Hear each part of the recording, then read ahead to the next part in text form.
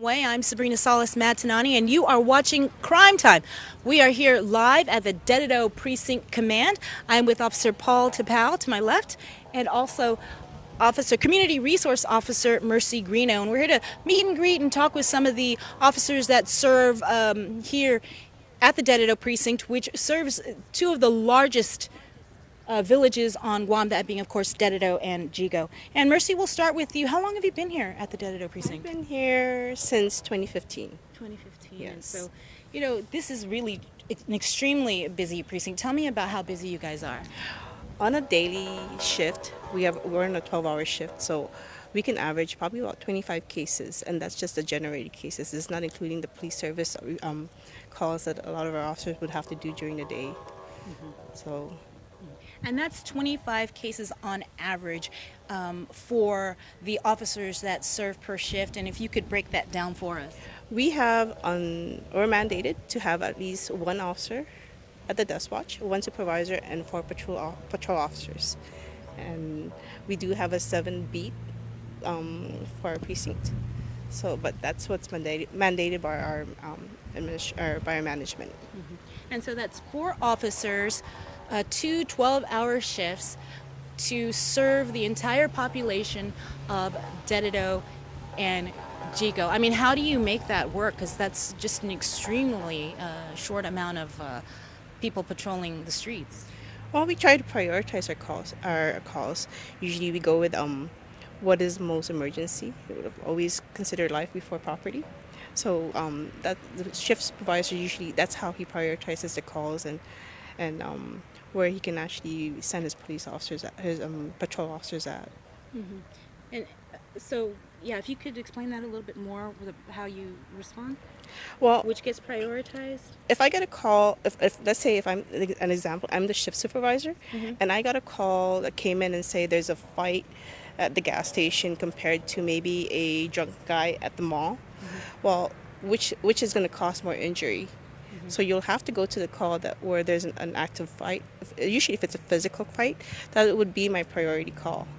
That would be the first one I'll check. Make sure that when my officers get there, they make an assessment, make sure nobody's really hurt.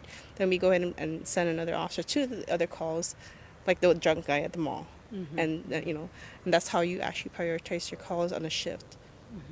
And Paul, you've actually served here at the Yes. Dededo Precinct Command, right? Tell me about your experiences working here. Yeah, it was at the old precinct. I was never blessed and given the opportunity to serve at the new precinct. So Mercy and I have actually been working closely together since our heydays back at the Tumon precinct, which was formerly known as the CAT, and getting reassigned up at the Dededo precinct. But she's absolutely correct. I mean, mandating the 4-hour beat or the 4 personnel beat coverage, it really takes its toll. But overall, the officers, they understand the mission and the objective and how to really accomplish the mission. It really, the shift supervisors, they play an instrument part because not only are they leading their troops, but they're also helping motivate the personnel because of the fact that the long hour shifts may take its toll. It really is the leadership of the shift supervisors that provides that motivation. But she's absolutely correct. Prioritizing the calls, life over property.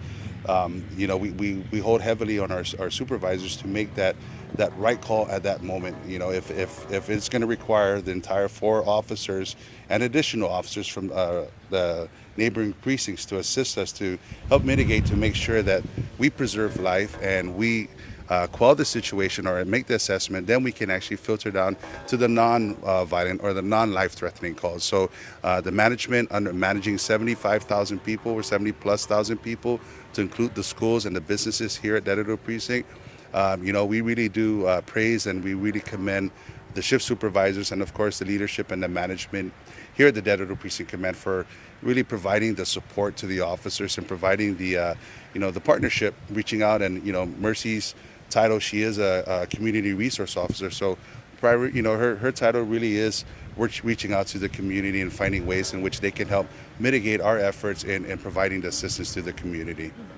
Okay, well then let's talk about the community and the partnerships that you have with the community. I know earlier we were talking about a partnership that you guys have with the Department of Education, Yes. because Dededo, Yigo, a total of 15 public schools, I think you mentioned. So tell me about the partnership that you have. We our precinct commander, Captain Joe Carbolito, when he first got to the precinct, he did I guess to introduce himself to a lot of the school administrators. We actually had a monthly meeting. We invited all the principals from all the schools, and just sat in and invited them to talk to us about what issues they had, especially with the precincts, if they had any issues with the precincts. So that became a quarterly thing. So every new school year, we actually bring in the principals, because we do know there's always a change. So for each school year, we bring in the principals. We try and fix the gap between communications between the schools and the precinct. So that's what our precinct commander has actually started with the within our jurisdiction. And Paul, how successful has this partnership been? Yeah, you saw it last week up at Simon Sanchez. Ms. Masanayan is one of the active members or active administrators from the within the proper that actually comes out and attends the meeting, because she's dealing with a population of high school kids, and a lot of issues do come out from the schools, but bridging the gap between the communication efforts or just the partnership with DOE and GPD, and it helps us in really finding solutions in issues that they may face. But the partnership with DOE also extends out to the community. They have a long partnership with the existing mayors that are here, Mayor Savares and Mayor Rudy up at Yigo. They continue to work together. The formulation of neighborhood watch programs.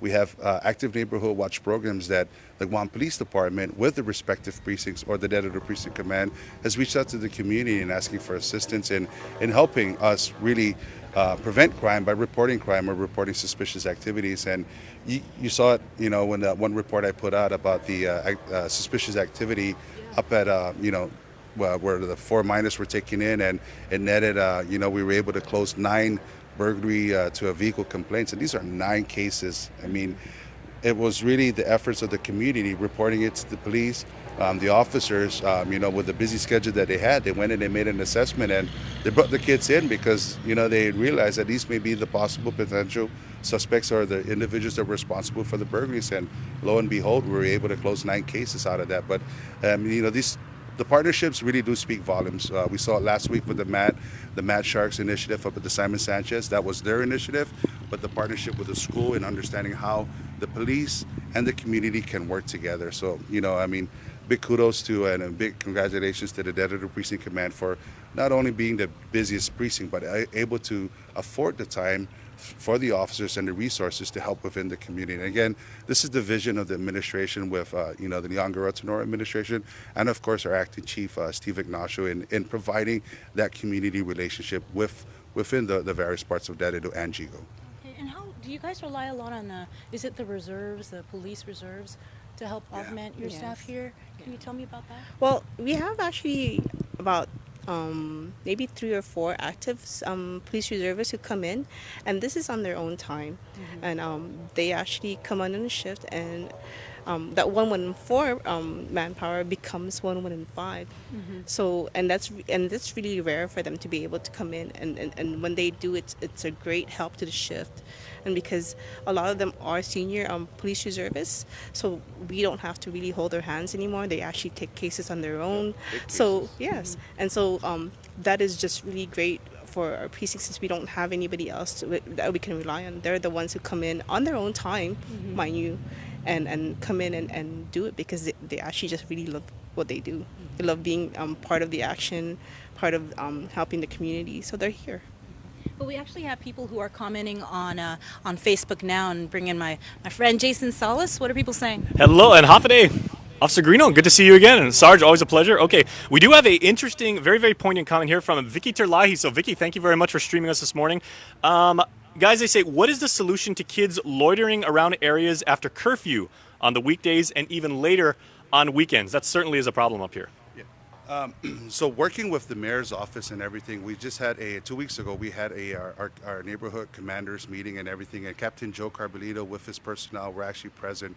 And one of the issues was curfew issues and stuff. So we're going to work closely with the neighborhood watch groups. We're going to work closely with the communities, the major stakeholders, and of course the support of the the precinct commanders in addressing the issues with curfew and stuff. And these issues have been addressed, but we really do ask the community, if you see kids loitering and they may seem suspicious, go ahead and give us a call. Provide that information to our officers, give that information, so that we can make a check in it. But, rest assured, this issue has been addressed. We're going to work closely with the community in mitigating this with our partnership with the Neighborhood Watch program. As I mentioned, we do have active Neighborhood Watch programs here in the Dededo proper and the Yigo area, and of course the working relationship with our community resource officer.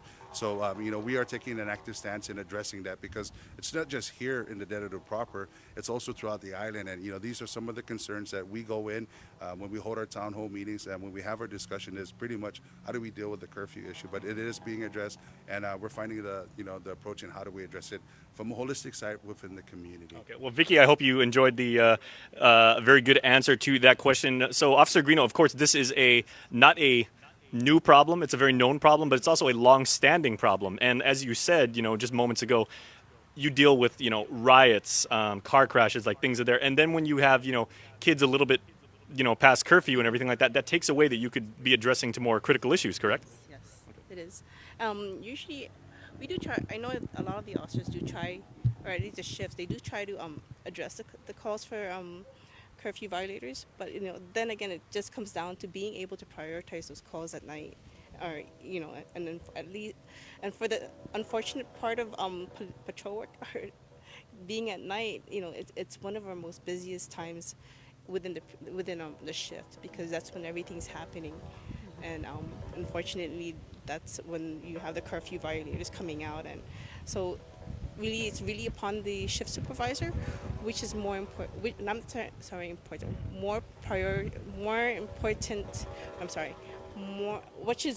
prioritizing basically, because when it comes down to having to respond to a riot versus curfew violators, I mean, unfortunately, as a shift supervisor, that would be my main call. And we're hoping that if the curfew violators doesn't come out to that point, but if you have an active riot coming on, then that's where we'll have to go. And, really with that too, we really ask the parents to be an active part within the community. Just be a parent, be a steward to your own kids. That is your responsibility and stuff, because a lot of people don't understand that, you leave kids with idle hands and idle minds. They do tend to create nuisance in which way they find it's amusing to them. But we're working closely, with the community. We're working closely with the respective mayor's office in addressing these issues, and finding the solution. It really is going to take that holistic side and a holistic approach to that. Well, I haven't been inside the Dededo Precinct in an extremely long time, so we're going to take you inside, and they're going to give us a tour here at the Dededo Precinct Command. We'll get to meet some of the officers here that are protecting our community. So this is our greeting area. It's pretty much our first line of communication is our desk watch. Pretty much their duties and operation is answering the phone calls and of course addressing the walking complaints that do come into the precinct. He really does have a chore in his hand, because the first priority is answering the radios and prioritizing the calls that do come in, and of course addressing the calls. So that's Officer Vince Paris, sitting behind the desk watch. Our holding area really is capable compared to the old precinct, where our holding area was outside, makeshift desk watch. And we really love the improvements, and unfortunately I never got an opportunity to serve her. One day I'll get the chance. But this is the first line in which you're going to make contact with a police officer. Should you have any questions or you may need to file a police report, just come right in. You have a warm body behind the desk. He'll address you, and of course he'll prioritize your call and everything with the need and the availability of the officer. Okay. So we're going to take you towards the war rooms area. War room. So with the new precinct, we've actually established right now the conference room is being utilized. This primarily is where we, with the Guam Police Department, hold majority of our trainings. It's really cost efficient. It helps addressing venue concerns that we may have of holding, personnel with more than 20 or 25, rather than getting a hotel, we can actually come up here. So the way the precinct was built and engineered, the conference room helps us with various trainings that we have. So right down the hall is, of course, our commander's office. Unfortunately, they are away. They're attending a meeting. Okay. So our commanders, the precinct commander, Captain Joe Carbolito, his deputy commander, Lieutenant Ariola, and the operations sergeant, Sergeant Liz Flickinger. Yeah, so she's here. Sergeant Liz, again, with her Chasing Rainbows Creole, it really, for the last 2 years, Dededo Precinct held the Cookies with Santa. And, it really serviced a lot of the underprivileged family here at the Dededo Precinct. And that's one of the things I love coming up at Dededo Precinct during the holiday season, because we have a whole slew of kids just opening gifts, having, and this is really the efforts of the officers taking time out of their busy schedule to provide this service to the community. Real quickly, Rudy Meno says, Hafaday from the San Francisco Bay Area. Kudos to Guam Police Dededo Command. Rob Wolford also says, thank you for all your hard work and service. Thank you. This is attributed to the hard work women of the Dededo Precinct. They do what they can to really fulfill the mission, of course, obtain the objective, which is pretty much serving and protecting the community. Right, and just for people who didn't catch it early on, that's 4 officers on patrol on each of the 12-hour shifts, serving a population of over 70,000 people, and that's Dededo and Yigo. So, these guys are actually doing case preparation. This is where they actually do their case report. This is pretty much officers when they're downtime and they want to fulfill their daily obligation. Yeah. Okay. Yeah. So, we do have Officer Kinga and Officer Patagui. Hi, Officer Kanga. Hi, Officer Patagui. So how long you guys been here at the Dededo Precinct? Here, 3 months. 3 months. Oh, but okay, with GPD. Oh, GPD, 2021. So where did you come from before? Special ops. So this must be quite different, huh? Yeah, yes. In what ways? Extremely busy? Very busy. Right. Do you guys ever get a break? What kind of break do you guys get? We'll be, it's a luxury for us to have lunch, but we're used to eating on the run. So, sandwiches, drinks on the go, coffee, that gets us going. Well, thank you so much for your service, Officer Kanga. Oh, you're welcome. Officer Patagui. Patagui. Hafaday. Today, How long have you been here in Dededo? a month. 1 month. We have all the new people, or they transfer? He's a specialized investigator. In this Oh, I see. I see. So where did you come from before? Where were you stationed before? Highway Patrol Division. Hi. Oh, well, they're just as busy too. Yes. All right. Well, thank you so much for everything you do. You're welcome. So, yeah, those He guys. looked really busy. Those guys, yes, those guys are busy. I mean, their break time is actually sitting down and writing their reports, and it's required because, the Guam Police Department, we are a reporting agency, and a lot of the complaints and what we take, we really do have to present the reports either for a grand jury indictment to present for the case proceedings, or actually taking reports that may require, a child protection service coming in, or assessment for the needs of a particular victim. I mean, these are just some of the small things, the littlest calls that we get that really amounts to a lot of issues within the community that we have to deal with on a daily basis. But moving along with the tour, this is the briefing room. Not too much, really. Guys come in and assume duty, and here we have our holding cells And the interview. and our interview rooms. So right now we have an interview being conducted. Okay, let's not So shoot that. let me just close this. But our holding cell, our old precinct wasn't equipped with a holding cell. For those that are, that's been placed under arrest, we do have holding cells that actually do, for where Wow. both those are being placed under arrest. This is the first and last time be here, I hope. But yeah, this is, pretty much the luxury for the new precinct. Our old precinct, we never had a holding cell. So staying in compliance with the time, all our cells are monitored. We have 60 cameras that actually monitor the cells. So, it helps keeps the people that have been placed under arrest safe and everything. And,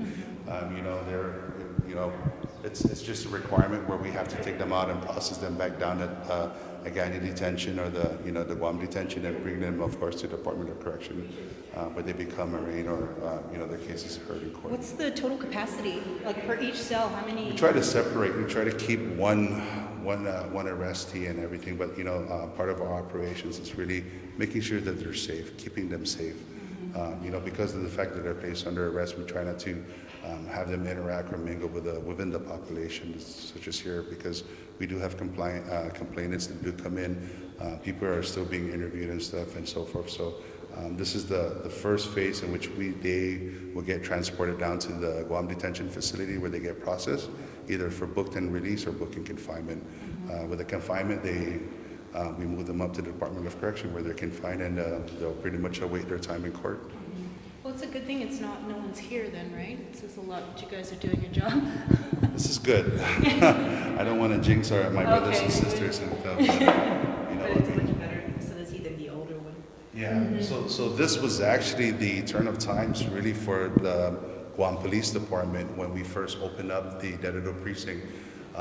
Some of the thoughts that were put in was how do we manage those that are being placed under arrest? So they modernized a lot of stuff. If you've ever been to the old Dededo Precinct Command, that's just the way, now when we visit the other the other police stations, such as the Tumuning and the newly constructed Ganger Precinct, each precinct, to include the Agate Precinct Command, they have holding cells where they can actually safely hold the detainees who need to be transported for processing. Okay. So this is the first of one of the modernized precincts. One thing that I want to show is pretty much with our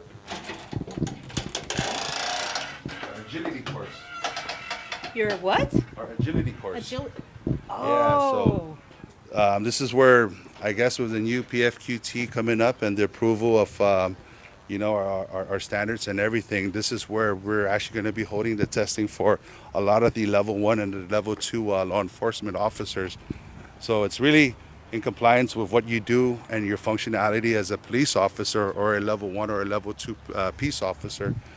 Being able to run the course, being able to, properly maneuver the way a police officer will maneuver. And you see it, there's fences, there's barriers where we have to low crawl, maintain agility because of the fact that once a suspect decides they want to run, there is no rules when, once they decide to run, they can actually navigate and everything. So this actually prepares our officers, and it actually allows them to be a part, in preparation of in the event they have to pursue. But it really serves its purpose as the physical aspect in what we do in police officers, because really 95% of police work is report writing. And a lot of it is maintaining the contact with the community. But in the event where we do have to get physical, this helps us with in doing our job and making sure that our officers are ready. Is this new? Is this new? How long has this been here? This was done when Lieutenant Mark was here. He's the one actually who helped create the obstacle course, mainly just as an exercise regimen for the patrol officers. So that's what this started out from. So now it's recognized by the post as our PFQT. So, this is going to be the standard MO now for every peace officer, level 1 and level 2, to make sure that they pass. So, the commanders here at Dededo Precinct, they're open to any law enforcement who would like to prepare, their personnel to come out in the event that their PFQT, requirements need to be fulfilled. They work closely with the post commission and making sure that we retain, and it's really critical that we retain the officers that we have now and encourage more. Chief Ignacio had mentioned in his interview that we have 28 candidates that are vying for the position, and he's working at having it a continuous cycle so we can fulfill the requirements within the community. And we asked whether 4 makes an impact. One warm body, an additional warm body in any precinct, it really does make an impact, and it really helps really offset the case management and the caseload that these officers have to endure on a daily basis. So, the administration, the Chief Ignacio with the administration, they're really working hard and making sure that we get the officers that are needed. And, 1 to 4, we've been doing that since the last 15, 16 years. Yes, I think we switched from an 8-hour shift to a 12-hour shift probably in 2016. Yeah. Yeah. Well, we certainly thank you guys for taking time to meet with us today, and for everything that you guys do to protect our community and keep everyone safe. Any final comments? I want to just leave that, rest assured, everybody here in the Dededo and the Yigo proper, you have really highly motivated individuals. I mean, if you were reading last month's reports, and the activity of everything attributing to the The death investigation, the recovery of the vehicles and everything, and of course the armed robberies that we've encountered. It was really attributed to the patrol officers doing their due diligence, and that just speaks it just speaks for volumes about how motivated our officers are. And this precinct, I always envy the precinct because there's a lot of talent in this precinct. You have a lot of seasoned officers that are coaching or mentoring our junior officers, and they're mentoring the right way. And with the vision of the administration and of course Chief Ignacio, these guys with the minimal manpower that they have, they continue to remain motivated. And I think that's really important, staying motivated and fulfilling the goals and objective what's required of police officers. Mercy, final comments? You know, we keep trying, even though as short as we are. We do have a lot of new police officers out here in Dededo Precinct, but they're really highly motivated. A lot of I think cases that even though we don't make arrests on them, the big cases you see out there in the news, some of them actually start from Dededo Precinct because we do have very motivated officers. Even though with the shortage of manpower, they're still out there doing the patrol work as much as they can. They try and fit it in there, and they create their own cases, and that's where you see a lot of the results when you see those big cases come out. Well, thank you guys. That has been Crime Time. I'm Sabrina Salas Matanani. Thanks for starting your day the KUAM way. Take care, guys.